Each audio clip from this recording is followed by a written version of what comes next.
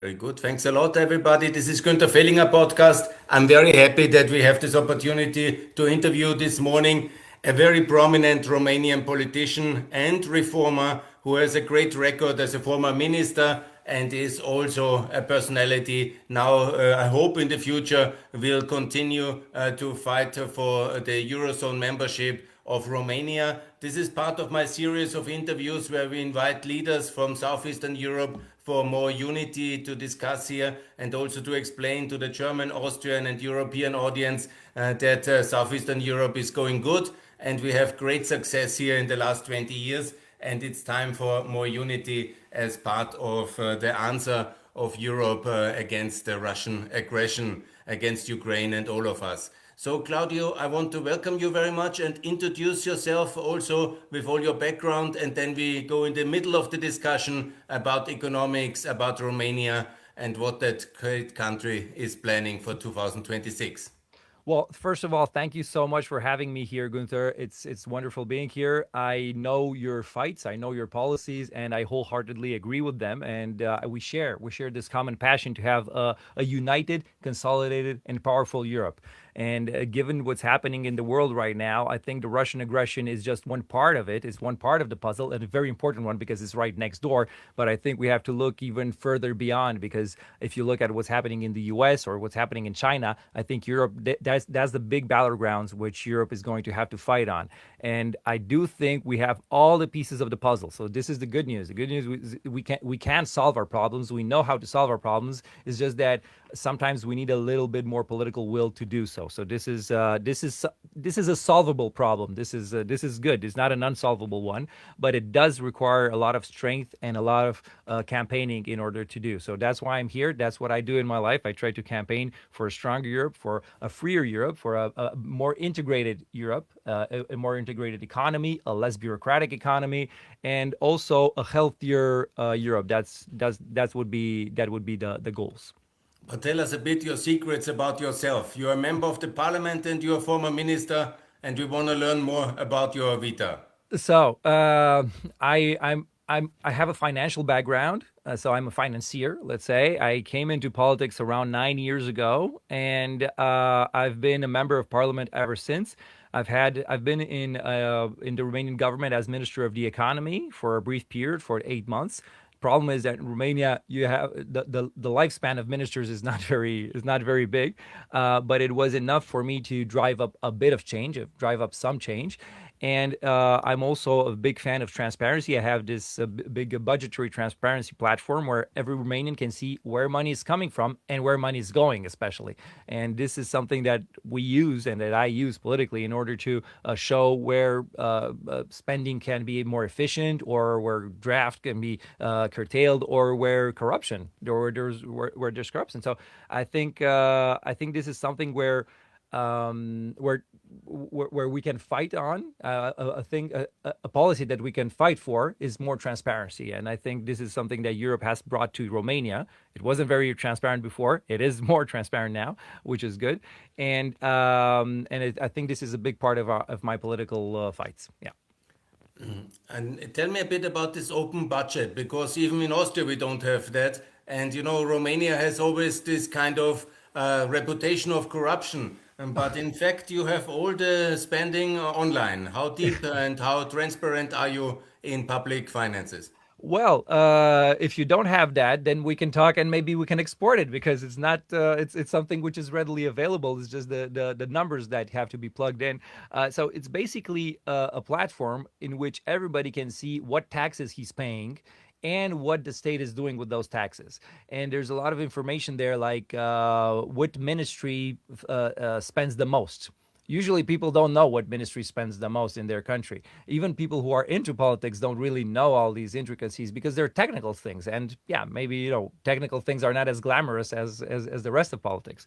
And this is something where you can go in each ministry, in each agency, to see how they spend the money, what they intend to spend the money on, and have a more informed opinion to make some data-driven policy decisions, let's say.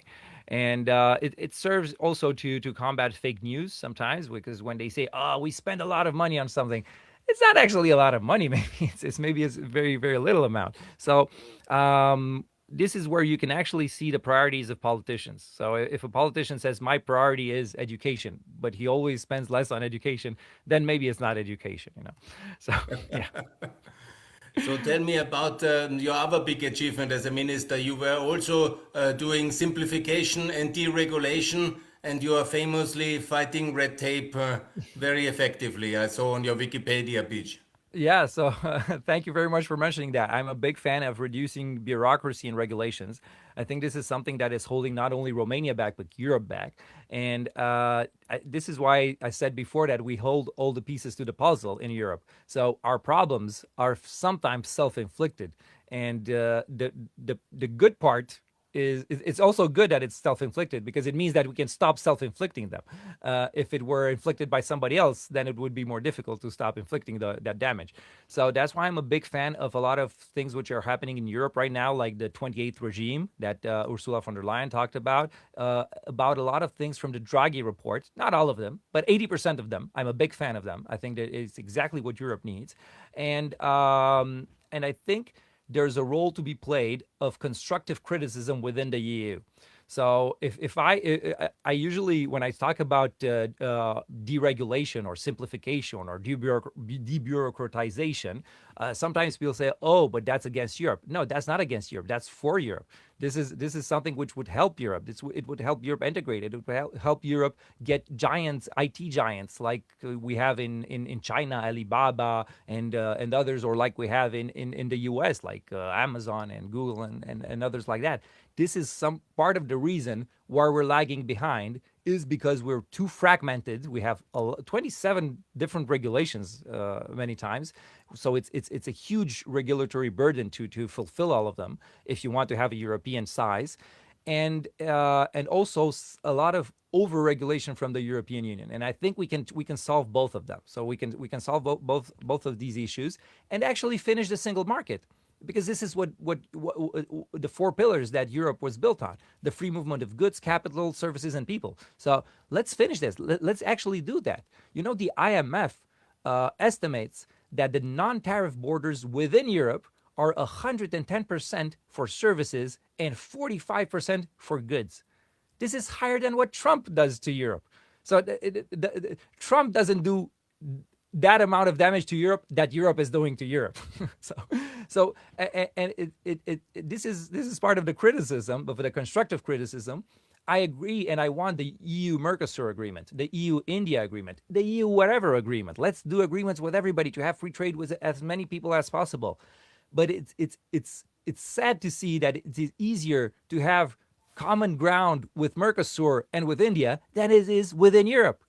I mean, let's get our things together, and I think the gains, the potential of Europe, if we do this, is humongous. 500 million people with a tremendous amount of wealth. It's going to be the best place in the world to do business in, the most innovative place in the world. We have tremendous potential to be the first place in the world in whatever ranking we look at, and I hope we're going to get there. I hope we're going to get there. I hope the Russian scare is going to unite us more and integrate us more militarily, and I hope the Trump scare is going to unite us more and integrate us more economically. And if we do that, then we can treat these threats as opportunities. Yeah. Claudio, this week the European leaders they meet in Brussels, I think somewhere in a castle, and they discuss with the former prime minister's letters and Draghi about all these things together. And I'm now since 25 years in this debate, since the Lisbon summit in 2000, and now it's 26 years actually when we discuss it. Do you think we will get into action and really build a more competitive Europe? There's a saying in Romania. I'm going to translate it. Sometimes a kick in the butt is a step forward. So I think Trump has given us a kick in the butt. Putin has given us a kick in the butt. Let's move forward. Let's use that as an opportunity. And I think if European politicians needed to be jolted into action or to have a reason to say, look, we need to do this or we will fail. So the risk is not that we fail as a European dissolution. I don't think that's an option, but it will mean that we will lag behind. And it's sad because it means generations of people, of our children, of our children's children, who are not going to have the best opportunities in Europe. They're going to have to leave to other countries in order to get the best opportunities on earth. And there's no good reason for that to happen. The only reason why that would happen is because of political weakness. And this is why I try to strengthen up the arguments for European integration, and this is why I love what you're doing as well, Gunther, because we need this talk in order to move forward and to not have these talks for 26 years, like you've said, because yes, the talks have been going around a long time, and even the Draghi report is lagging behind. If you look at what he recommended when he recommended a few years ago, they haven't done. They've only done the easy parts and the parts which don't really impact the economy that much. Yeah. I was very active in the time I was working in the European Parliament for Dr. Paul Rübig in the early 2000s. I was very active to try to support Romania to join the European Union and NATO. And soon, I think it's 20 years in 2027 that you are a member of the European Union. Congratulations very much. And the hope Thank you for was, your support. yeah, we did really, it was very active times and we tried, and thanks a lot for appreciating. But then the hope was that Romania will be basically one of the driver of competitiveness of reforms, and that you will be very successful. Now let's 20 years later, let's assess it. How successful is Romania in terms of developing of prosperity, infrastructure, and all these parameters like GDP per capita? Where do we stand here with Romania 20 years in the European Union? So I think if Romania hadn't gotten into the European Union, I think we would have looked like Belarus. So if you ask me, we had all the ingredients to be Belarus without the European Union.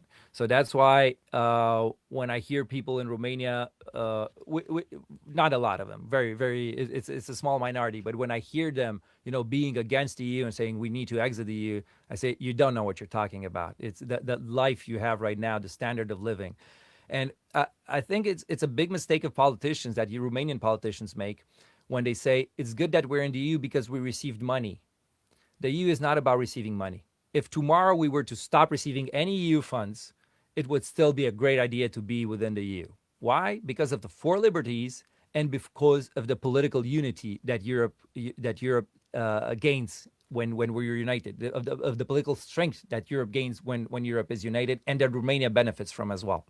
So GDP-wise, it increased. I don't remember, but I think it's several times fold GDP per capita, and also infrastructure-wise. Of course, we can always say it could have been better, and it could have been better, but a lot of infrastructure has been made, a lot of connectivity has been made, and I think it's without doubt that Romanians have a much higher standard of living within the EU than without. And I think I've seen this Europol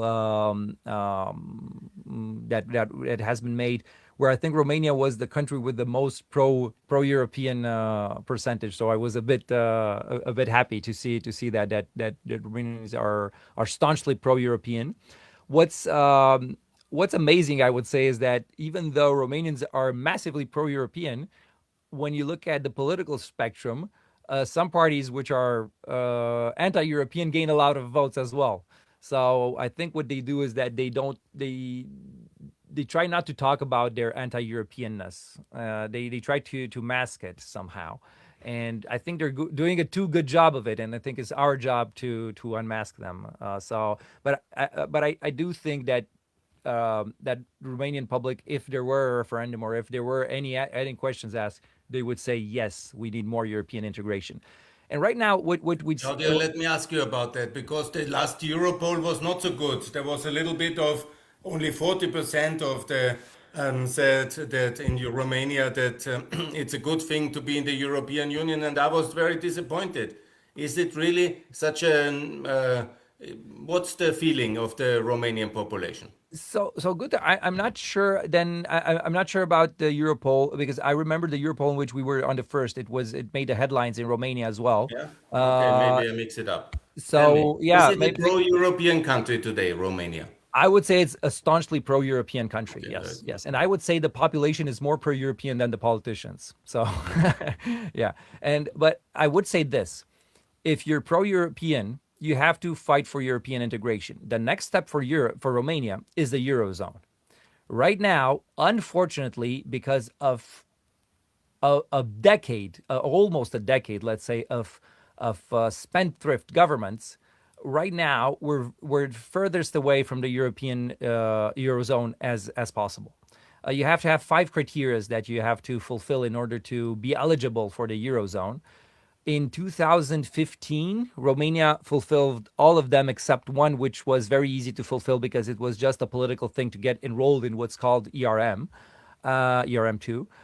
And right now, we only fulfill one more criteria, which is sad. Which is sad. So I think that if politicians and governments really want to go towards the eurozone and towards more European integration, we have to get our finances in order. And I do think this is part of what has been happening in the last year. Uh, there can be criticism made. I agree, but I think that Romanian politicians have understood that we need to get finances into control, which is good, which is a good thing. I do see that there's this drive towards a multi-tier Europe, towards a multi-speed Europe, with some countries integrating faster than others. I'm sad that not enough countries are in the tier that wants to integrate faster. But if this drives European integration faster, then yeah, let's do it.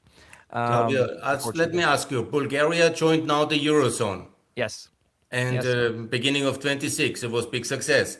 How big do you success. feel in Romania that you're a little bit left behind and that you are losing out to Bulgaria, which is in many ways a competitor in historic terms, and they are now full member of the European zone with Schengen, Euro, everything, and you are not.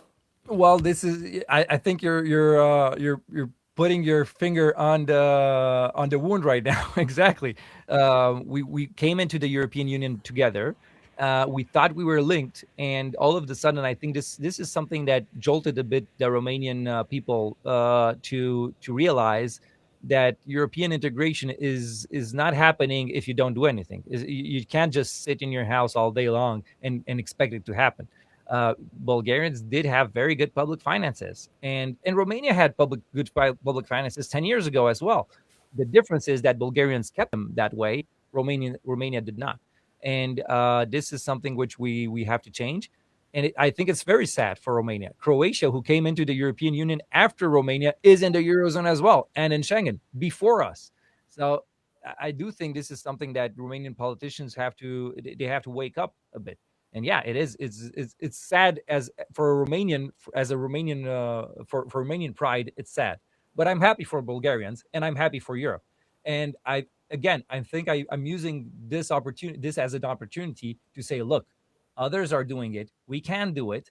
It's just a question of political will. This time, not a European political will, a Romanian political will. Let me ask you about the Romanian political will, because what I missed now, because I was also very active in your election campaign and Hmm. endorsing the pro-European candidate. And I Hmm. was very happy that he was elected. But I have not seen this clear statement of, yes, we want to join the Eurozone as a kind of national strategic objective, which, for example, the General Pavel in Czech Republic, it's a country which is relatively Eurosceptic, and politics are also Eurosceptic, and the country is Hmm. not in the Eurozone still. But he is pushing the political class very hard to work to achieve Eurozone entry, which is, Hmm. of course, every new country in the Eurozone is a big win for Europe, and it's a loss for Putin. And so Hmm. that's a very much a strategic point of view. But Nick Sordan, the president of Romania, has he really made this as his one of his priorities?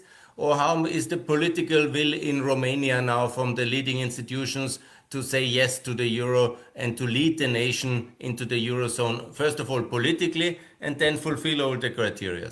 So, knowing Nico Jordan personally, I think he is in favor of joining the Eurozone. The problem is that I don't think he made any political statements towards that. Our Prime Minister, Mr. Bolojan, did do a week ago or a few weeks ago. He made this political statement that has to be our national objective right now. Oh, very good. So that's good.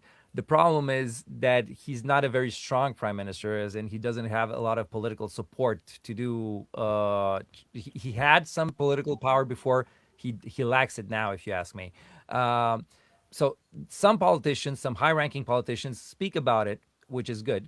The problem is when you look at the actions, because everybody is going to in a very pro-European country such as Romania, most of people will want to join the eurozone.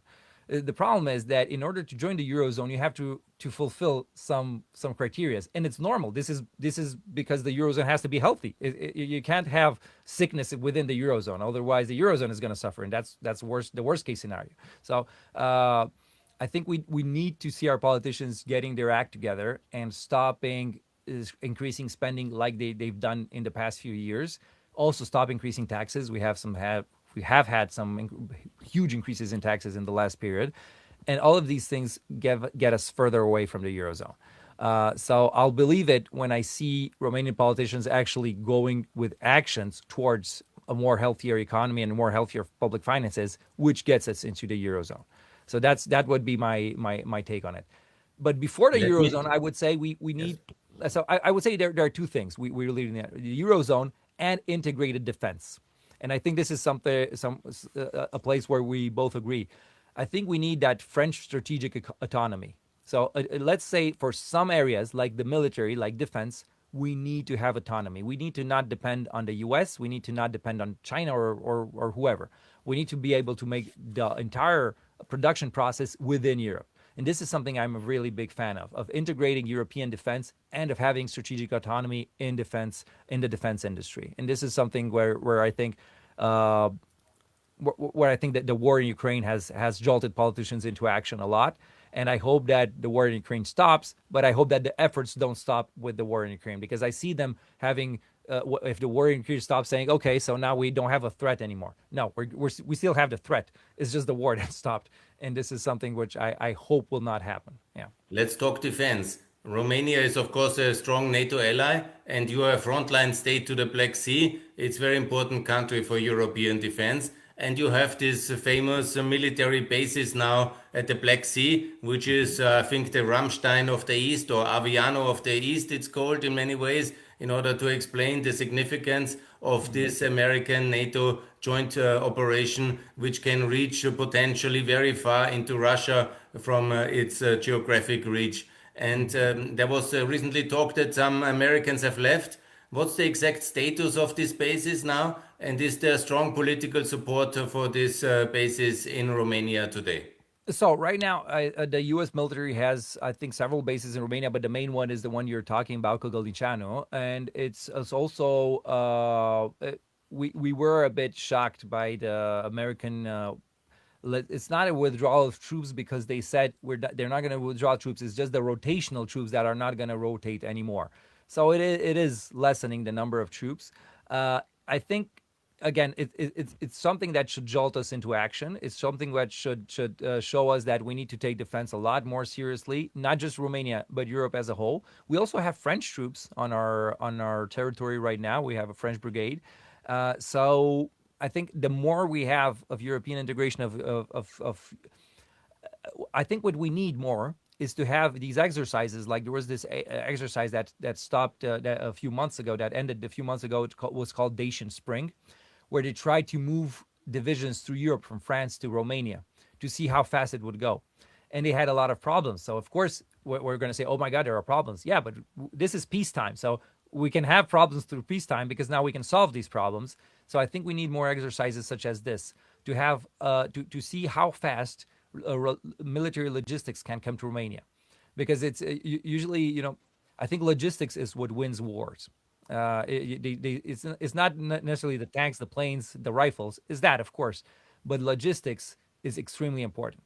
There's this quote that it doesn't matter who has the biggest guns. It matters who can reload the fastest sometimes. In these So terms, I have to ask you, wouldn't it have been better in the last 20 years if Romania built all the railways and highways to connect from basically Germany, Romania to the Black Sea, which we all were dreaming about 20 years ago, because it was clear that Romania needs highways and railways, and we could have built them the last 20 years. And now I think you are doing a lot, but still it's a little bit of time delay. So when we need them, the military transport capacities are a little bit blocked.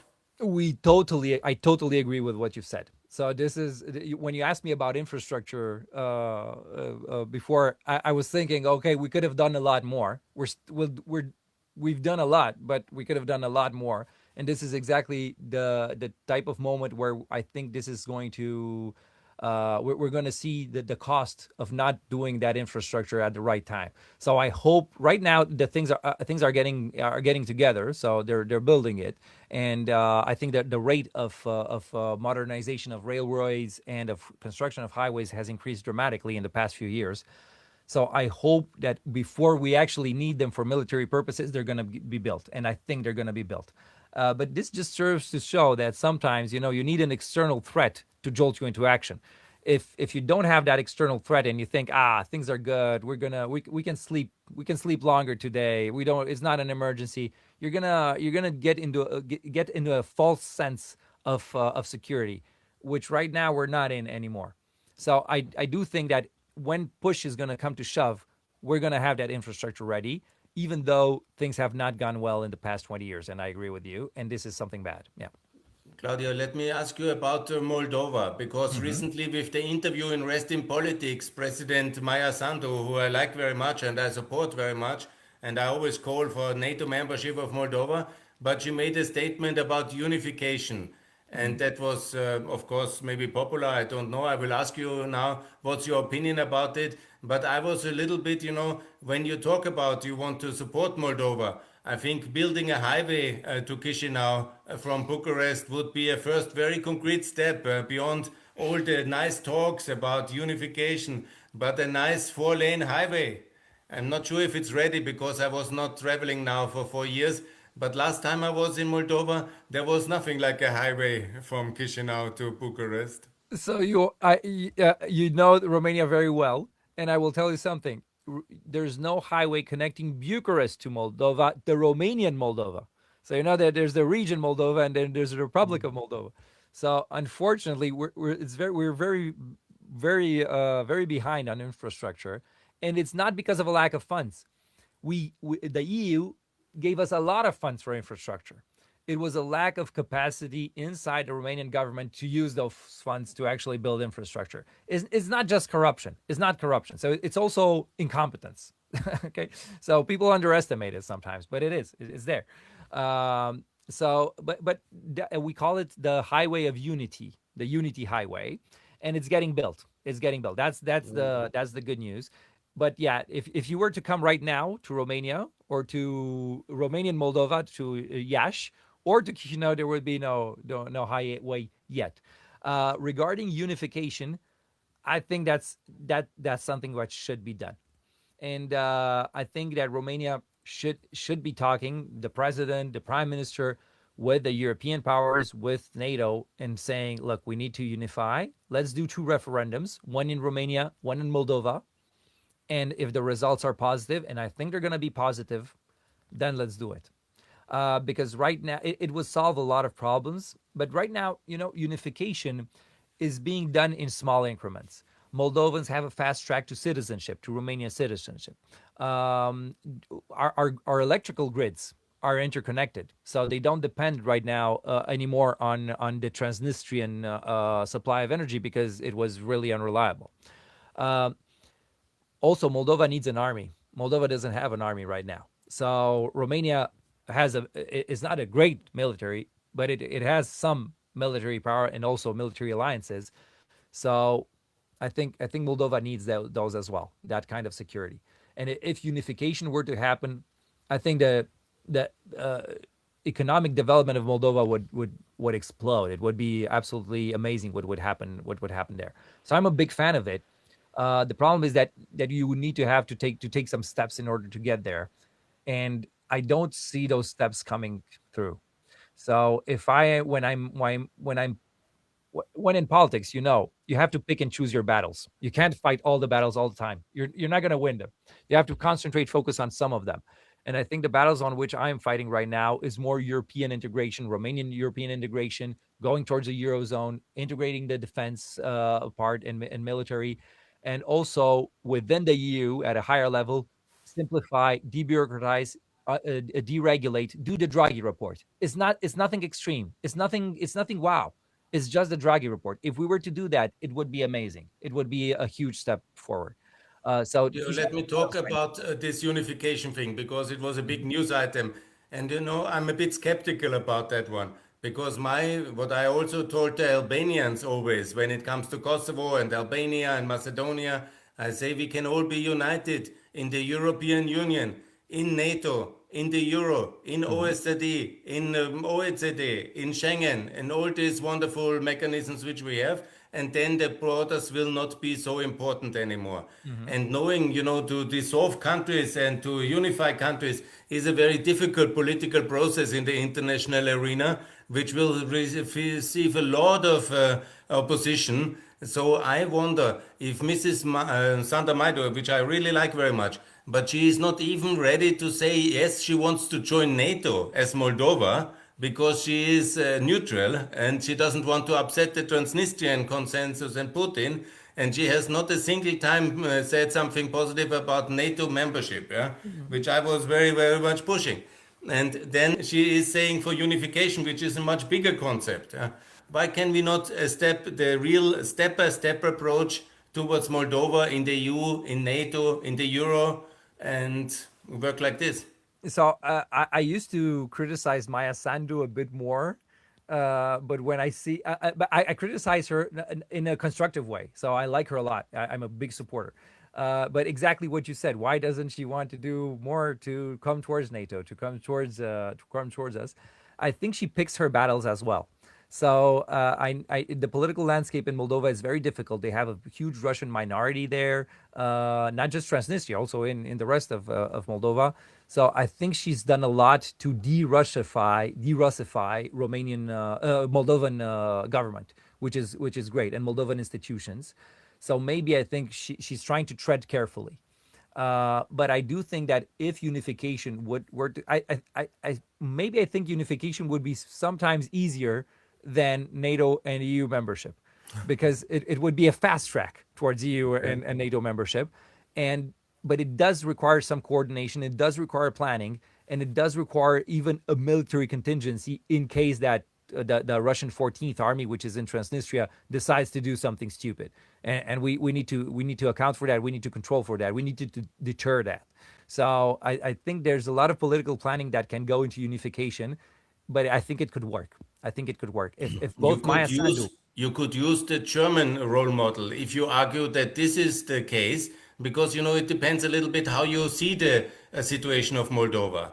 Mhm. If you see it as a country similar like Kosovo, which is basically newly broken out of the Soviet Union, or you see it as a part which the Soviet Union has broken out of Romania in 1940, and then you can easily go with the East German model, which in 1 year joined NATO and EU by joining Germany. But I have not really heard this argumentation so often from the Romanian and Moldovan politicians.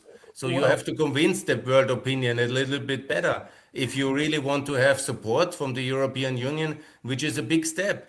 Because basically we have then, as NATO and as EU, the defense obligation of the Transnistrian situation inside our union. And mhm, if you want to do that, it's an option. I don't mhm, exclude it. But you mhm. have to convince the politicians of Western Europe to take that responsibility and risk.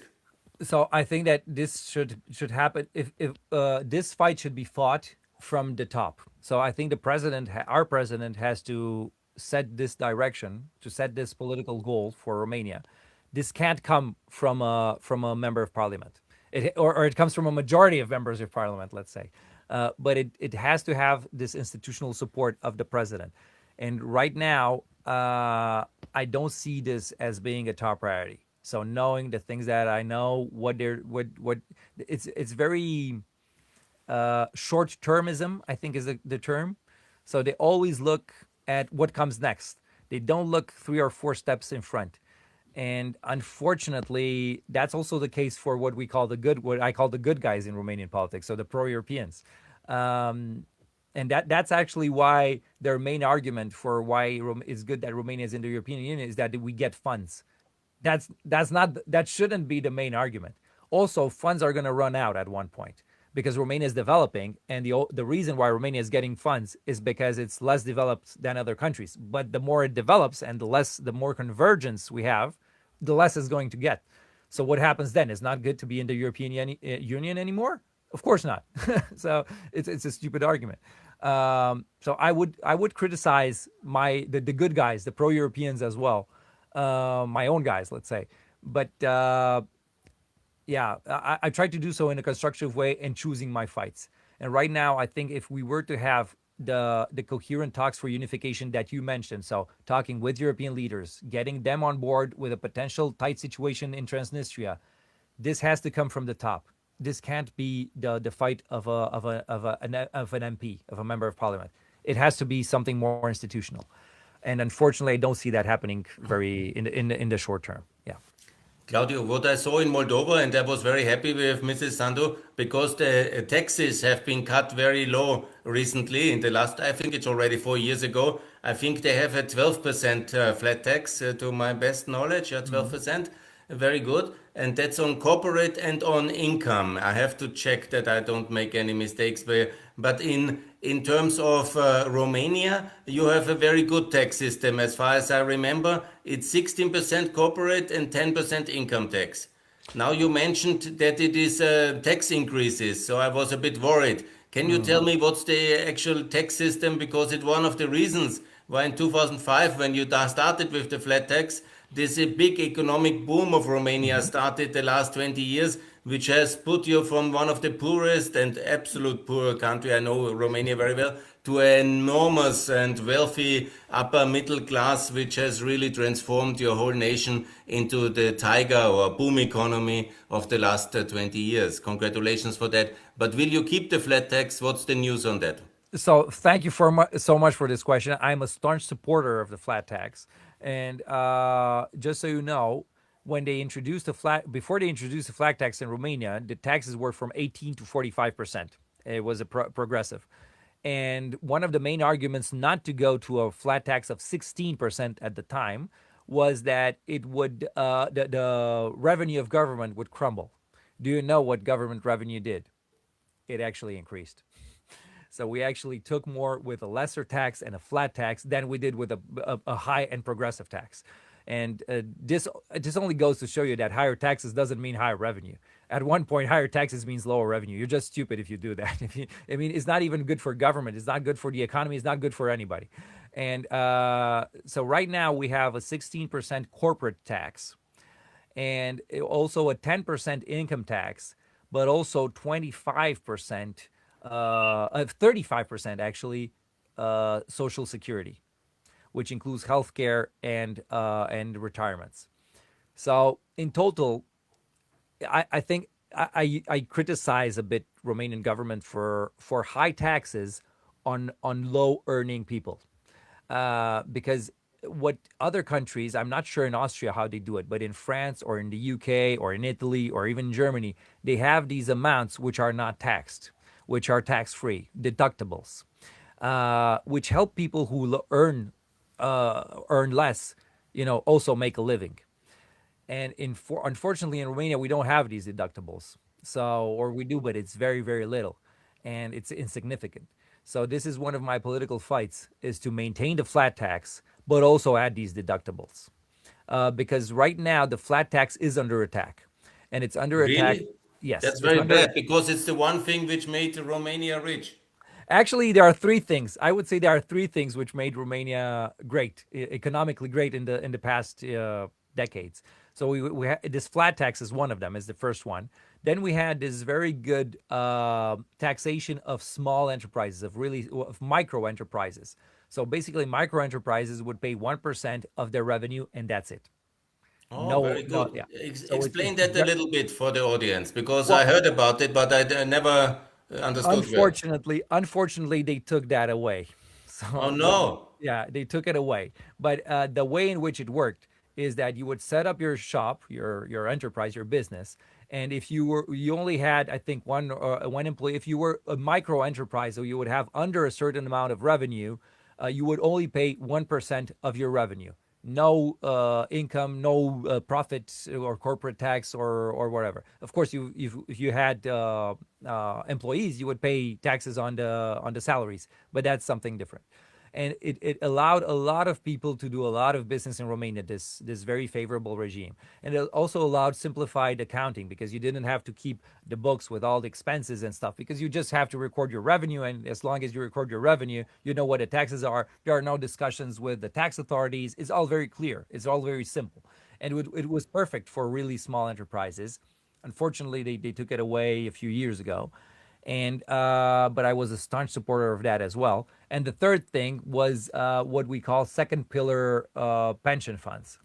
So basically, we have a system in which retirements go towards some private funds, which are managed by private entities and which have had some very good returns up until now.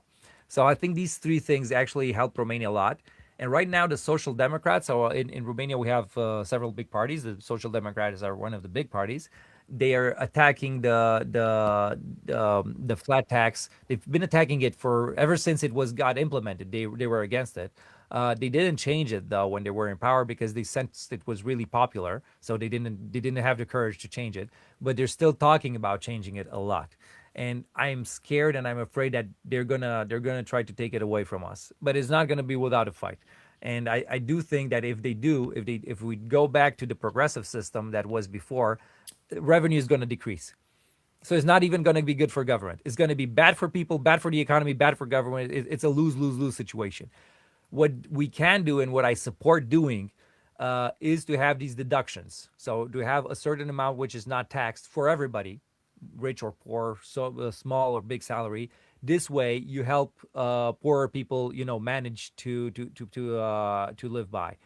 It's something really sad. Romania has the highest taxes in Europe on small wages. It's sad because we're some of the poorest. We're not the poorest. Bulgaria is poorer, but we have some of the lowest wages and the highest taxed wages. It's not workable. The father of the flat tax, Mr. Ivan Miklos in Slovakia, in 2004, he had some kind of minimum amount of income which was not taxed, a kind of a Mhm. threshold Mhm. included in the mechanism. And I think that's a good policy. Yeah, I think that's you know who did that in the UK. Thatcher, when she came to the UK, she made this deduction. Right now, I think it's almost £13,000 per year because they have this year way of calculating taxes.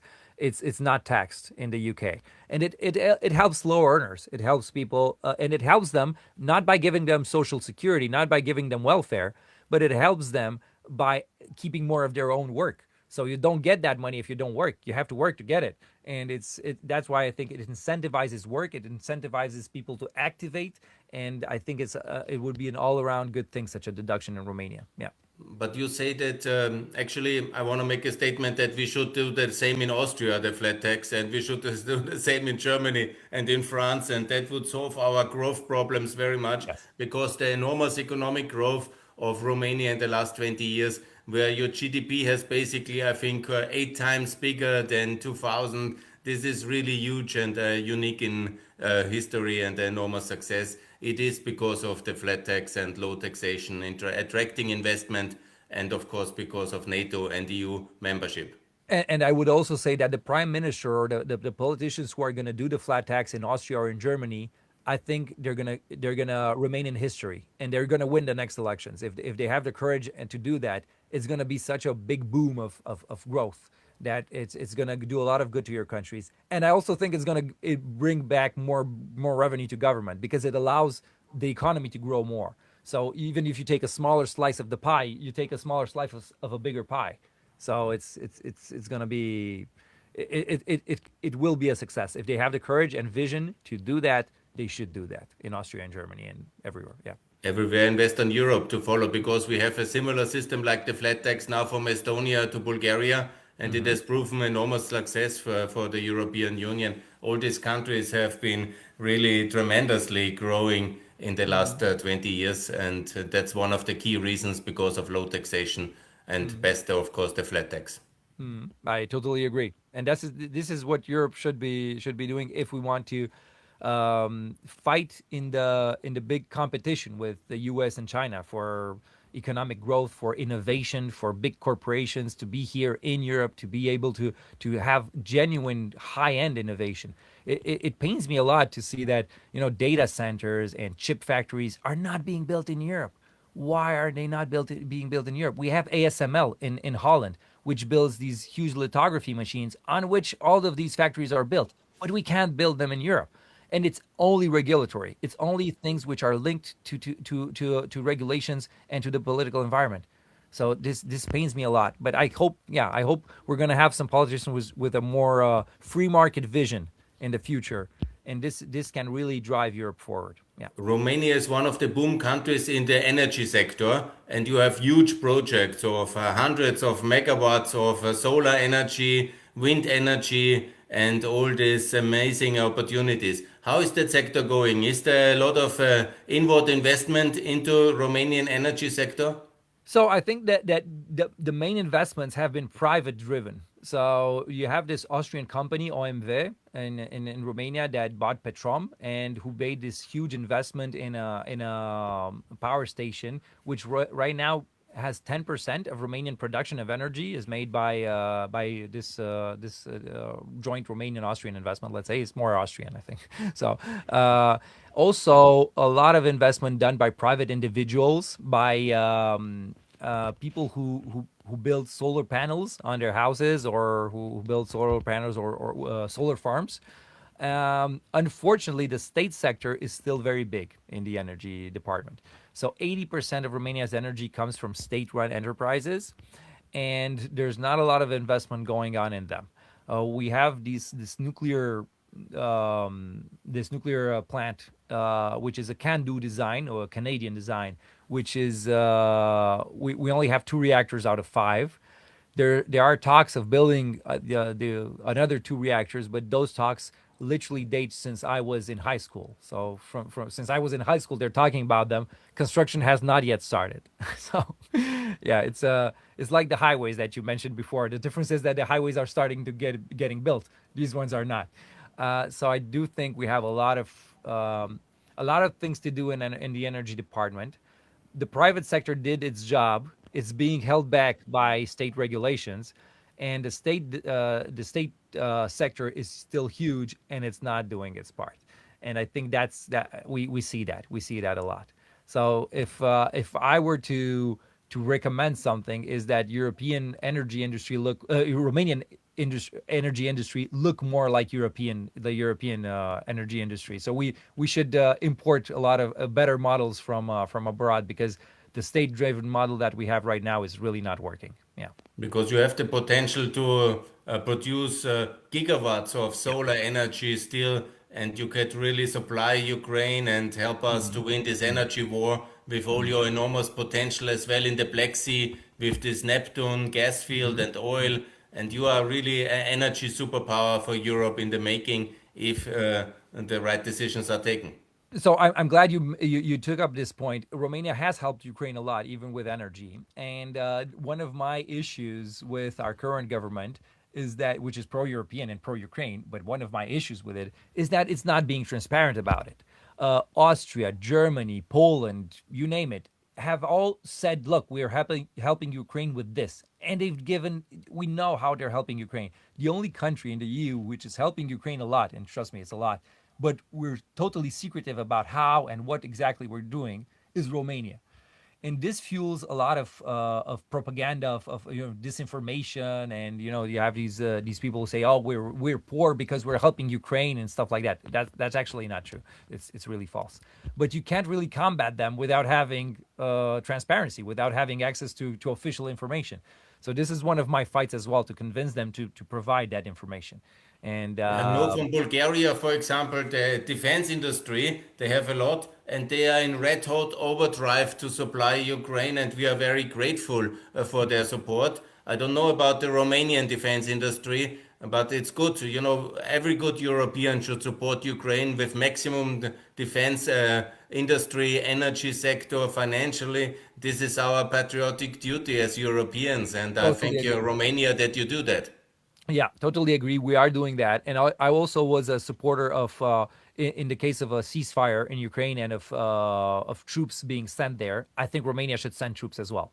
I was a bit saddened by our government when they said that we won't send troops. We should send troops. Every Europe, all European countries should send troops there if there's a ceasefire and if there's an agreement and in order to uphold peace.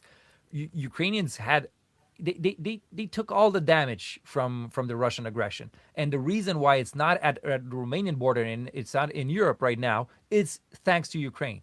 If we didn't have Ukraine, we would be speaking right now in a very different geopolitical scenario and a very dire one for Romania. So I think Romania should be the first to help out Ukraine. And I do think we've done a lot. The problem is that we've done a lot in a secretive way. And I think we should have to do a lot in an open way, assumed way. We have to say, yes, we support Ukraine. This is a Russian aggression. This is a war where we will get involved to help Ukraine. It's a more assumed part. And unfortunately, Romanian politicians don't do that. I don't know why. Yeah. Why is that? Because also in the election campaign last year, which was so dramatic, and we were so afraid that the Russian candidate, this Manchurian candidate, will win. And then it's a little bit, the Romanian political class, the pro European, is a little bit restrained, and it's a form of appeasement. They are not courageous enough to tell what needs to be done in order to also lead their nation towards supporting that.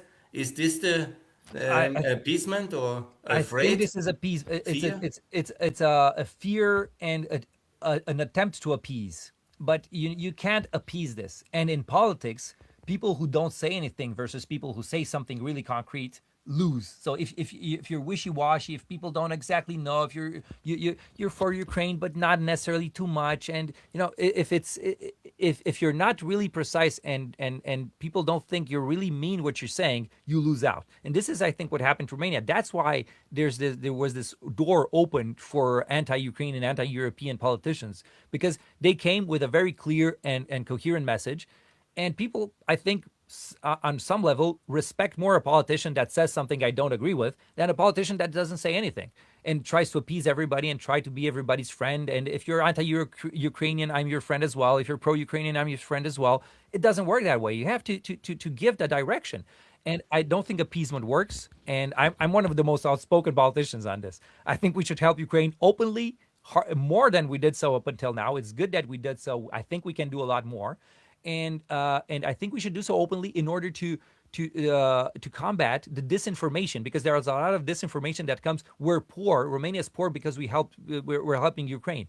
Romania was a poor country even before the war in Ukraine, before we were sending $1 to Ukraine. And also, if you look at the amount of money that we've sent, it dwarfs what other countries have sent, given the fact that we're on the border. So we're the most interested in helping out. So that's why I think we should be more transparent. This way, we could. I mean, I know some of the help we've given them, but if it's a non-public information, it's just a he said she said kind of thing. So let's be transparent and assumed in a pro-Ukrainian stance. And I think politicians, if they do that, they would stand more to gain, also politically, internally.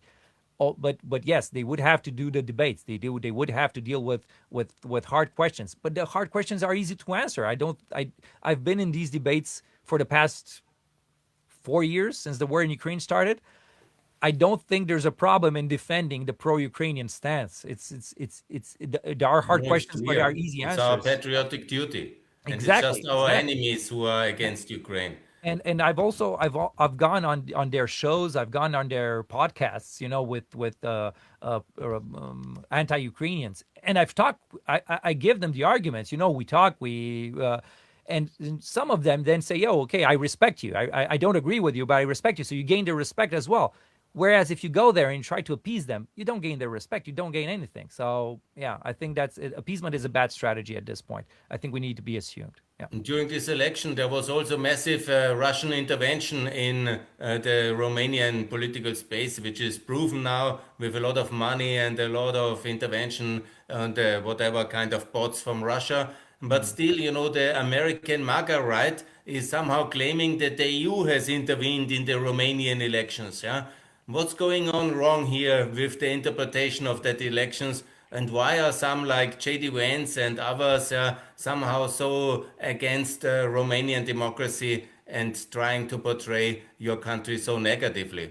So if you look at the sequence, if you look at the sequence of events, it's not the EU that intervened in our elections; it's the Constitutional Court. so, um, but of course, Romania is being used as ammo in a war, in a cultural war between the U.S. and Europe right now. So whatever small reason that the Trump administration is going to find to criticize the EU, they're going to use it, whether it's true or not, whether it doesn't even matter anymore. So what I would say is that the big problem came when the Constitutional Court banned a far right, an anti-EU candidate from candidating, from being able to Run. register her candidacy. It's Joshua, if you've heard of her. She's an MEP. A very despicable person, I agree, but I don't think she should have been banned from running. I think she should have been allowed to run. And had she been allowed to run, the votes of the anti-Europeans would have been more split. When they banned one candidate, they allowed the electorate, the, let's say, anti-Ukraine, anti-EU electorate, to concentrate more on fewer candidates and to make one of them go into the second round. I think there was a political calculation of the Constitutional Court, which I'm not sure how it's like in Austria or in Germany, but in Romania the Constitutional Court is made up only of politicians. So basically, it's people they're being named by political parties to be there. So they all have political allegiance. And this was the first mistake. This was the first mistake. Then came another sequence of events, which I think was absolutely anti-democratic. Let's say, yeah, it was anti-democratic. They tried to count the votes again. They saw that the result was the same. Then they annulled the elections. It doesn't look good. It doesn't look good. But yeah, if you ask me, there was definitely manipulation from social media platforms such as TikTok. There is this the pro-Russian candidate. So there are around, let's say, 25 million Romanians worldwide. Yeah, Romania plus the diaspora. This guy from Romania managed to be the ninth most looked at person in TikTok worldwide. It's So impressive performance. if that's not manipulation, I don't know what is. so They imagine that. certainly helped him in Peking and in Moscow a Yeah, little bit. exactly. So, but I think that if the Constitutional Court had not banned Mr. Shraka from running, then I don't think he would have made it to the second round because the votes would have been a lot more split. These idiots concentrated the votes. And I call them idiots because they tried to do a political game. They tried to make their candidate come into the second round with a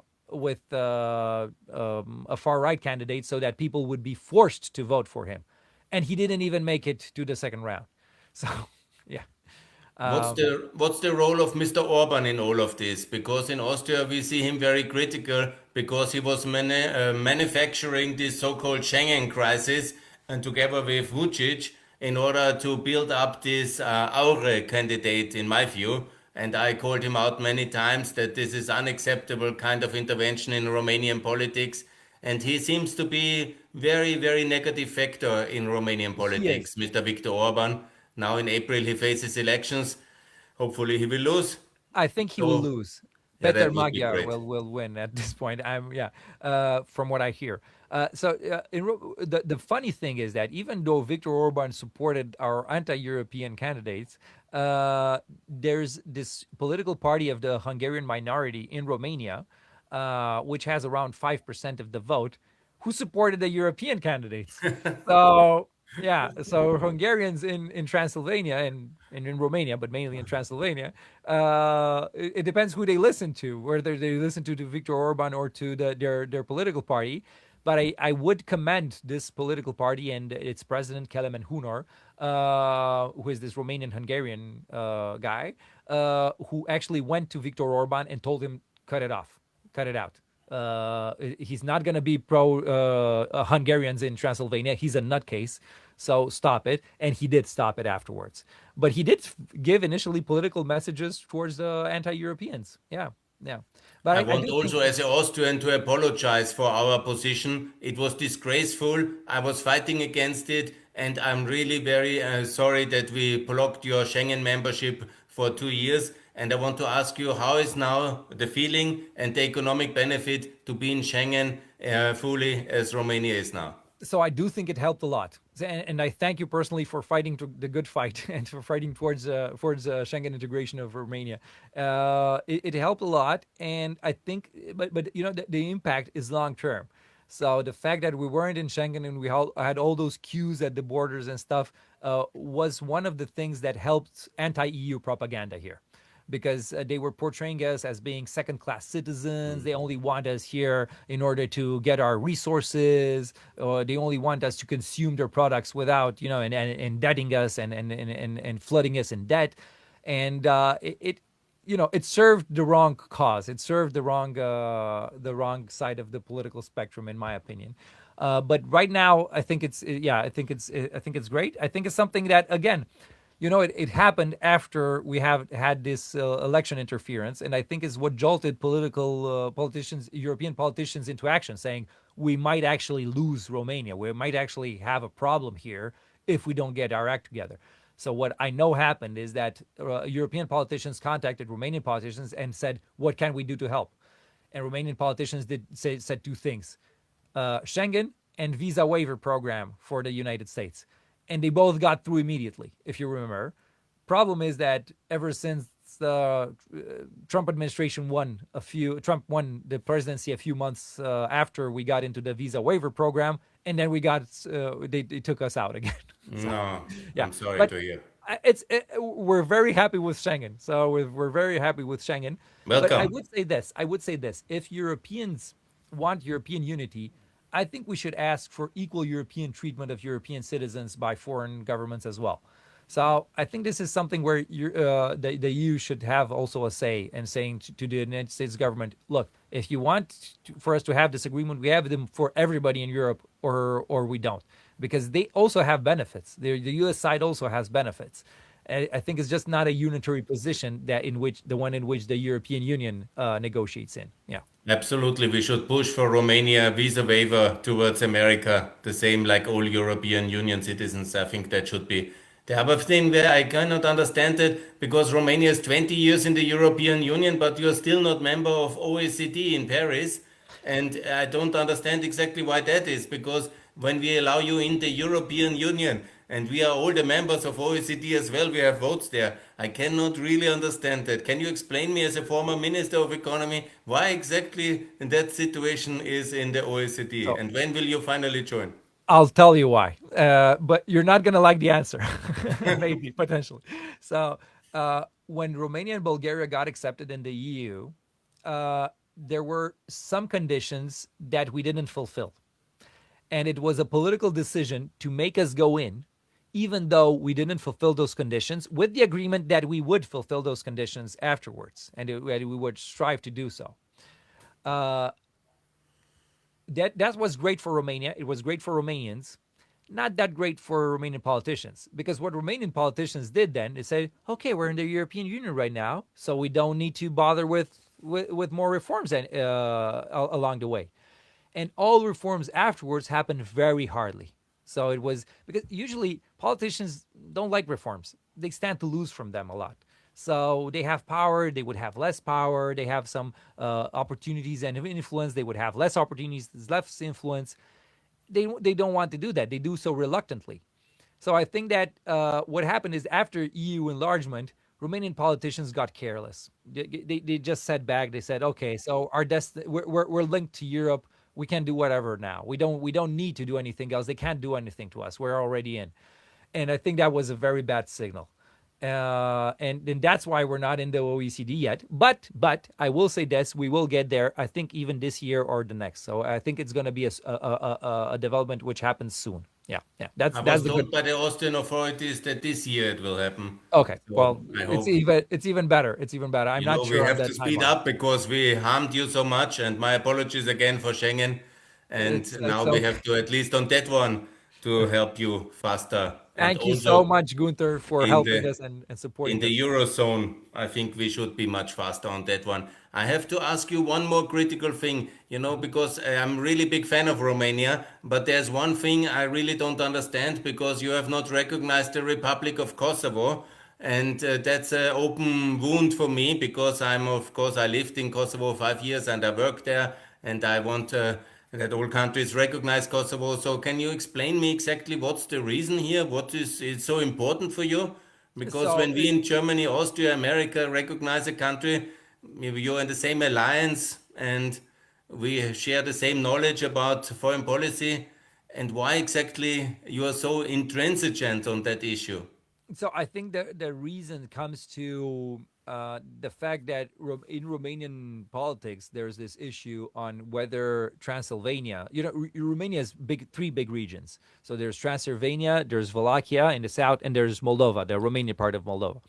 And one of the big issues that is used also by the anti-Europeans is that Hungarians want to take Transylvania away from us. That's one of their scares, and people are very sensitive to that. They're scared about that because it was a territory that used to be in the Austrian-Hungarian Empire. Then it was back in Romania, and it had some back and forth. So it's still an open wound. And I think that the president at that time, Traian Băsescu, whom I liked and I supported, I think he was wrong about that. But yeah, he said, okay, we're not going to recognize Kosovo because it's something that could happen to Romania with Transylvania as well. So he used that argument, and the result is that right now Romania doesn't yet recognize Kosovo, but I think it will come. So I do think these things have a way. When a new state or when something like this arises, from the moment in which it arises until people accept it, there's a huge lag, and there's a lag, but it will happen eventually, and it's impossible not for it not to happen. Yeah. Because it's very pro-American, pro-European country, and it's the Serbs who are very pro-Russian and are creating a lot of problems for Ukraine. And Yeah, I have a lot of Serbian friends who are pro EU and who are against the pro Russian governments that they have, and they're fighting the good fight as well. So I do hope that that the Serbs are going to have a new government at one point, one that wants European integration and one that wants to solve these historical wounds, because it has done a tremendous amount of damage to their country and to their people. And yeah, I support pro European Serbs, let's say, yes, even though there's a they're lot of minority. demonstrations, pro-European Serbs on Yeah, the streets yeah, since five yeah. years, basically every weekend, a march of hundreds, thousands of people for democracy. But unfortunately, there's vested interest of oligarchy, and Vucic is somehow keeping them down, and I, it's I very will sad. I will say this. I think the U.S. right now, I don't think is interested in Serbia, but the EU should be interested in Serbia, and I think the EU should use a lot more soft power in order to attract Serbia more in a pro-European fashion. And I think it's doable. I think people see Vucic as a corrupt president, and I think they dislike him. So I think the ingredients are there. It's just that I think we have to help out the opposition a bit more than we are doing so right now. Romania is too it can't do that right now. So it's helping Ukraine. It has to focus on Moldova. We don't have the sort of state that can focus on three things at once. But the EU should be able to do that, and I think there should be a coherent EU enlargement plan in order to bring all these Balkan countries into the EU and have a bigger market, have a lot more people, more division of labor, more specialization of capacities and stuff. So I think we would stand, all of us would stand a lot to gain from that kind of EU enlargement, but it does require some planning, and I don't see it happening right now, unfortunately. Yeah. You are very modest in saying that Romania doesn't have the capacity, but it's a big country with 70 million people. It's NATO, European. It's a very, very powerful state, and it's the role model for success of EU integration. It is, and also think we're talking about former Yugoslavia. There are a lot of people with different cultures, different religions, different languages. I do think Romania is also an example of how a lot of cultures can coexist. So we have Muslim minority, we have Russian minorities, we have a lot of small minorities, especially in the next to the Black Sea area. It's very culturally diverse, and it all works very well.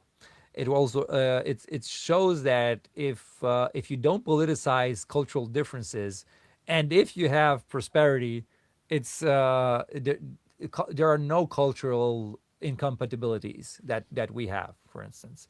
So I think it's an example in this way, not I'm very necessarily of different cultures, but of different, let's say, religions, or of different cultures that have integrated, because we have these cultures for hundreds of years. So we've had them hundreds of years. It's not a new migration wave or something like that. But it does work. It does work. And people, I have friends from all over these places, very culturally different. There's basically, when we talk, there's no issue about who is from where. So, yeah. I'm very optimistic for Romania in the next decade, and I think that your country will be one of the real magnets of economic development, of growth, of capital, and it will be a real transformation of the whole region of Southeastern Europe, the success of Romania. What's your vision for Romania in the next years? Do you share this optimism? Do you think you will be in the Eurozone? And do you think you will be very successful in the next years? So in the next few years, I anticipate hardship in Romania, because the previous governments have left behind a big political mess, a big financial mess. So we have the biggest deficit in the EU, the biggest inflation in the EU, and also I think we pay the highest interest rate on long-term debt in the EU. Or Hungary with Orban is just a bit under us. So we have a lot of financial difficulties that we have to tackle, and also we have the highest amount of in-work poverty. So I'm a very libertarian economist. I love Javier Milei, for instance. This is Very good. Europeans don't usually like Javier Milei, but I No, think, me, I like him. yeah, I think it's what Europe needs. It's what Europe needs, a politician like Javier Milei right now, and Romania would need one. I mean, France needs France one. would need it. Yeah. Exactly, exactly. Unfortunately, Bardella is very far from being that. So, yeah, we'll see. We'll see. But anyways, so, the the the economic problems that Romania has is poverty. In-work poverty is the worst. So people who, even though they work, they're still poor. When you work 40 hours a day, you can't tell somebody, "Oh, you're lazy." No, he's not lazy. He works 40 hours a day, a week, 40 hours a week, 8 hours a day. So there's another explanation for poverty, and that explanation has to do with the system. And that's why I'm fighting for a deduction for wages in Romania, because that would lift a lot of people out of poverty in an instant, or very fast. It would be the fastest way to lift these people out of poverty. Unfortunately, given the financial situation of Romania right now, politicians are not focused on the real economic problems. They're just focused on short-term economic problems like the deficit. So I anticipate that in the next few years is going to be very hard, and we're going to have hardships, because we have to pay basically the bill for the past. But in 10 years from now, I think things are going to go a lot better. And I think so because we're going to have OECD membership. I think, and I hope we're going to have Eurozone membership in the next 10 years. And this, I think, is going to drive a lot of more potential growth. In developed economies have lower potential growth because they're more developed. Underdeveloped countries have more potential. And if you look at investments in the stock exchange or stuff like that, we have had 17% last year. Not bad. Yes, It's very actually good. it's very good. But it also compensates the risks, because there are the risk of investing in a country which has a huge deficit is that they're going to increase taxes, and growth opportunities are going to disappear. I'm Uh, much more optimistic for Romania than you in that sense, I think because I so. think that the wake-up moment for Europe is coming. We will shift much more infrastructure money and convergence money towards the Eastern European countries. We will also win the war in Ukraine. Of course, we have to see that, but I'm confident, and this will be shifting the whole economic potential of Ukraine will be on our side, fully integrated into Romania, into Poland, and that will be enormous economic boom, the reconstruction of Ukraine, the integration of Ukraine, this will make Romania very rich again in the coming years. So I hope you are right. I hope you are right with all of these. I do think we'll win. We will win the war in Ukraine. Unfortunately, I was talking with fellow members of parliament about this. What does winning look like? Does winning look like taking back their territories, or just Yes. having Russians halt the attacks?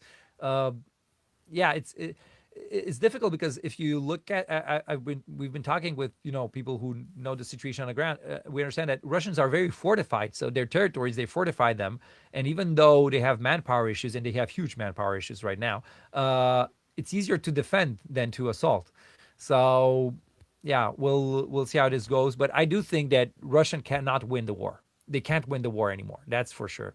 And whatever winning looks like, I think we will win. So Ukraine will win, and I do hope what you said will happen. That Ukraine will get membership, EU membership, NATO membership, maybe, and also I do think that the European Union has to have a sort of tier system. For instance, Canada, for instance, Turkey, for instance, the Maghreb, for instance, Ukraine. Even if you don't give them European Union membership, you could give them a sort of status that lets them participate in the single market, which would be great, and also, have some sort of involvement, even though not maybe votes in the EU Council or stuff like that, if that any a veto power or stuff like that. In this way, you could bring together countries which are being chased away by the U.S., for instance, which are not necessarily in the European continent, like Canada, but which would tremendously benefit the EU and Europe as a whole.